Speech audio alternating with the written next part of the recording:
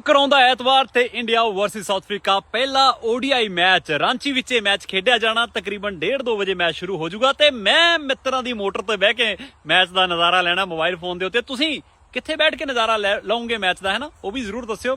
ਨਜ਼ਰਾਂ ਕਿਹਦੇ ਉੱਤੇ ਰਹਿਣਗੀਆਂ ਇਹਨਾਂ ODI 50-50 ਓਵਰਾਂ ਦੇ ਮੈਚਾਂ ਦੇ ਵਿੱਚ? ਮੇਰੀ ਨਜ਼ਰ ਰਹੂਗੀ ਜੀ ਬਈ ਰਾਹੁਲ KL ਰਾਹੁਲ ਸਾਹਿਬ ਦੀ ਕਪਤਾਨੀ ਦੇ ਉੱਤੇ, ਵੀ ਉਹ ਕਿਵੇਂ ਟੀਮ ਨੂੰ ਲੀਡ ਕਰਦੇ ਨੇ। ਤੇ ਵਿਰਾਟ ਕੋਹਲੀ, ਰੋਹਿਤ ਸ਼ਰਮਾ ਇੱਕ ਵਾਰ ਫਿਰ ਤੋਂ ਉਹਨਾਂ ਦੇ ਮੋਢੇ ਤੇ ਜ਼ਿੰਮੇਵਾਰੀ ਹੈਗੀ ਆ ਬਦਲਾ ਲੈਣ ਦੇ ਲਈ, ਖਾਸ ਤੌਰ ਤੇ, ਹੈ ਨਾ, ਟੀਮ ਦਾ ਹੌਸਲਾ ਵਧਾਉਣ ਦੇ ਲਈ ਉਹ ਟੀਮ ਵਿੱਚ ਹੈਗੇ ਨੇ।